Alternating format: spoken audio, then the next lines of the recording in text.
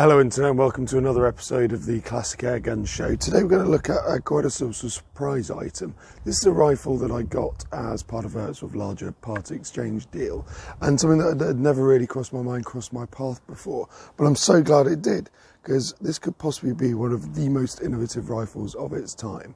And today we're going to talk about the ASI or Gamo Paratrooper. So here we have an example of a later model. But the history of this is quite interesting. So ASI, Anglo-Spanish imports, sort of purchased rifles off of Gamo, as they were called then, better now known as Gamo Outdoors, to import into the UK and to sell and trade under their own name, ASI. So this started with a model that was made in 1969, so still called the Paratrooper, but they made this from 1969 for about sort of 6 years up until the mid-70s. Now, it's slightly different from the rifle you see here, although the basic principle are the same. It had plastic stock, had a set back cylinder, so you can see the trigger block is much further forward than it would be traditionally on a normal rifle. So you could almost sort of argue that this is the birth of the semi-bullpup, although how the guys at Brocock would feel, I don't know. And then in the 69 version, it didn't have this foregrip. Now this is an 85. So as I say, the initial version came out in 69, produced through to the mid-70s, and then revamped in the 80s, and I believe produced through to about 93, 94. I don't know that exactly.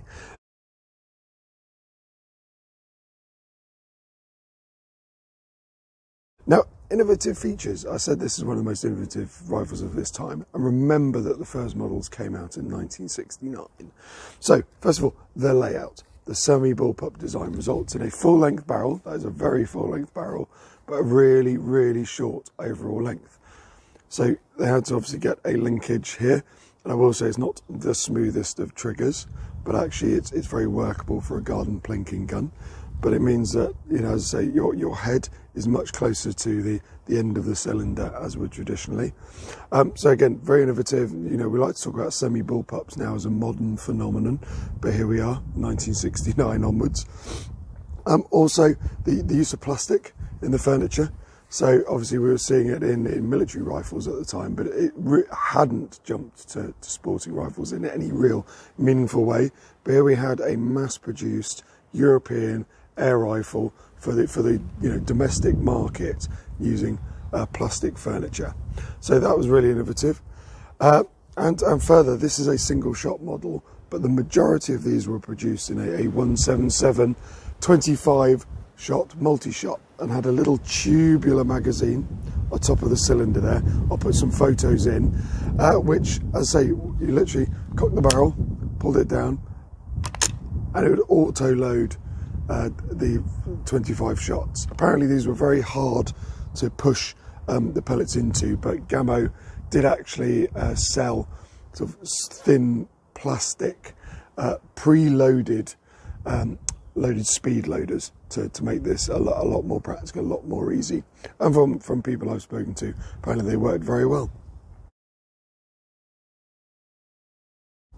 Now, we're not going to take this to range because it is an iron-sighted plinking gun. What I will say is the first pellet I loaded in this is a 2.2, so I stuck an Accu pellet down the barrel.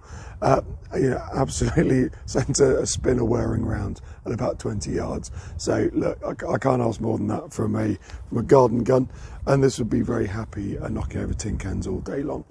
Power-wise, you know, these are probably closer to pistol power than you know, full 12 foot-pounds. I would say this is probably about 8. I haven't cronied it, but feels about 8 foot-pounds.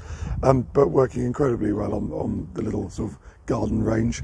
But as there you go, so not a long video today, but hopefully something a bit interesting.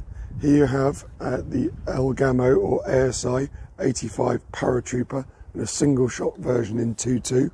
Incredibly innovative rifle for its time, and actually something that, as a collector airgun enthusiast, very worth looking into.